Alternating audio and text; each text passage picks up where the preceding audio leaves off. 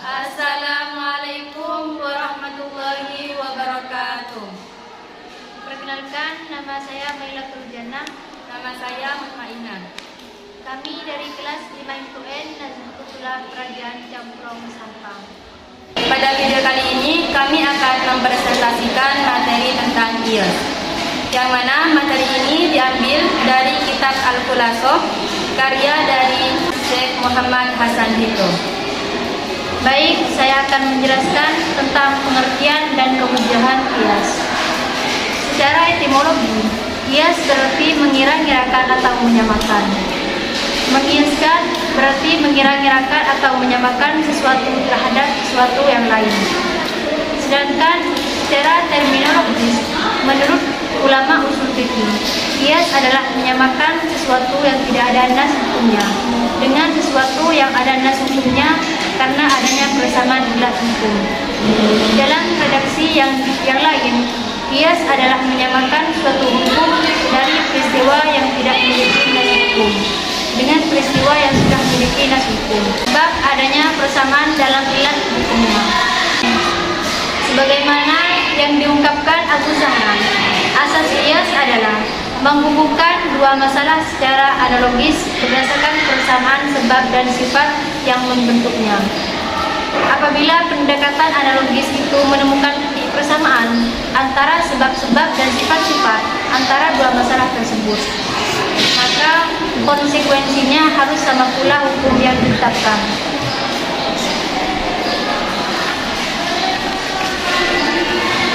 Selanjutnya yaitu rukun-rukun qiyas. Dalam hal ini, qiyas juga memiliki rukun-rukun yang harus terpenuhi. Jika rukun-rukun tersebut tidak dapat terpenuhi, maka secara otomatis qiyas juga tidak dapat diterapkan. Adapun rukun-rukun qiyas yaitu ada 4. Yang pertama asal, yang kedua fara', yang ketiga hukum asal, yang keempat ilah. Yang pertama yaitu asal.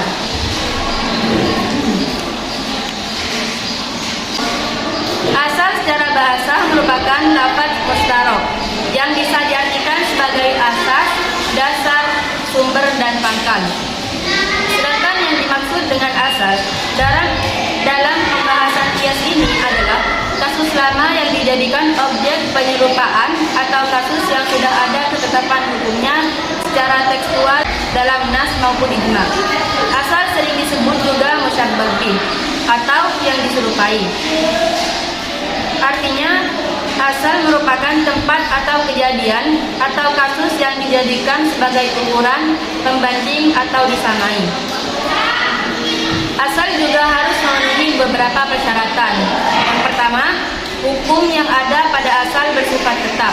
Yang kedua, ketetapan hukum yang ada pada asal harus berdasarkan jalur sam'i, syar'i, dan bukan akli. Karena apa-apa yang ditetapkan melalui jalur akli dan lughawi bukan hukum syarak yang bisa dijadikan pedoman qiyas. Yang ketiga, metode atau jalur mengetahui ilat pada asal juga melalui jalur sam'i. Yang keempat, asal bukanlah fara' bagi asal yang lain. Artinya, ketetapan hukum pada asal bukanlah berdasarkan qiyas, melainkan dikarenakan ada nas ataupun ijma. Yang kelima, dalil yang menetapkan ilat pada asal itu terkhusus bagi asal tersebut, tidak boleh sampai mencakup pada fara'.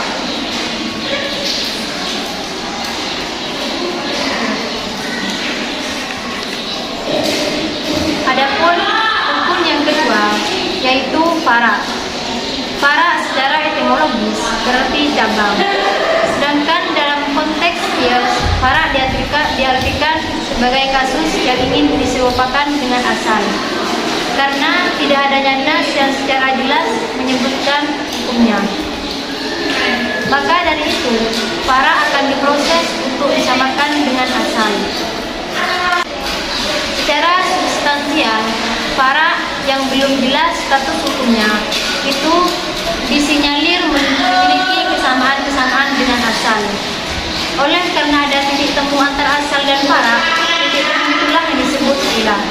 Adapun syarat-syarat fara' yaitu yang pertama, para belum ditetapkan hukumnya berdasarkan nas ataupun ijma. Sebab kias tidak berlaku bagi pada hukum yang sudah jelas nasnya. Karena prinsip kias ialah mempertemukan hukum baru yang belum ada nasnya pada hukum yang sudah ada nasnya. Yang kedua, ditemukannya ilah asal pada para. Kadar kesamaan ilah ini haruslah sempurna. Keduanya harus sama persis baik dari segi substansinya ataupun jenisnya. Yang ketiga, kadar ilah yang terdapat pada para tidak boleh kurang dari kadar ilah yang terdapat pada asal, yakni setidaknya ilah yang terdapat pada para sama dengan ilah pada asal dengan tanpa ada selisih pada kekurangannya. Sedangkan selisih dalam hal lebih tidaklah berpengaruh. Sebab terkadang hukum yang ada pada para lebih utama daripada hukum yang pada asal. Yang keempat, dalam para tidak ditemukan adanya sesuatu yang lebih kuat atau seimbang yang menentang atau menghalangi untuk disamakan dengan hukum asal. Dan yang kelima, hukum pada para tidak mendahului ketetapan hukum pada asal.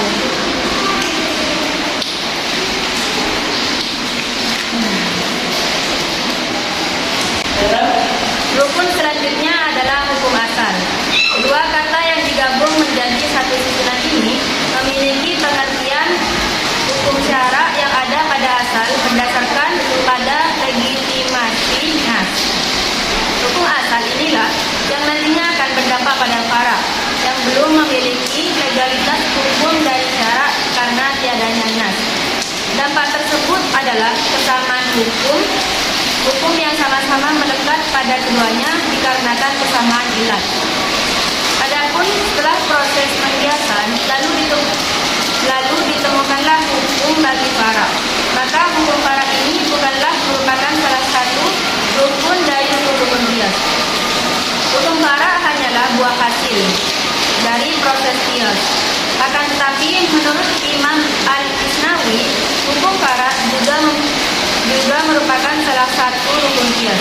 Sedangkan yang dimaksud dengan buah dari kias adalah pengertian akan hukum para tersebut. Hukum asal memiliki beberapa syarat, diantaranya berupa hukum syara yang ditetapkan oleh nas maupun ijma. Mengenai ketetapan hukum yang berasal dari nas, para ulama tidak ada perbedaan pendapat. Sedangkan bagi hukum-hukum yang ditetapkan oleh ijma, para ulama masih berselisih pendapat. Yang kedua, harus berupa hukum yang makul al-makna. Yang dimaksud hukum rasional di sini ialah hukum yang dapat ditangkap sebab dan alasan penetapannya, atau setidak-tidaknya mengandung isyarat akan sebab-sebab itu. Sebaliknya, hukum yang tidak rasional yang tidak mampu ditangkap sebab-sebabnya oleh akal, seperti hukum tentang tayamum dan jumlah rakaat salat, maka tidak berlaku hukum qiyas.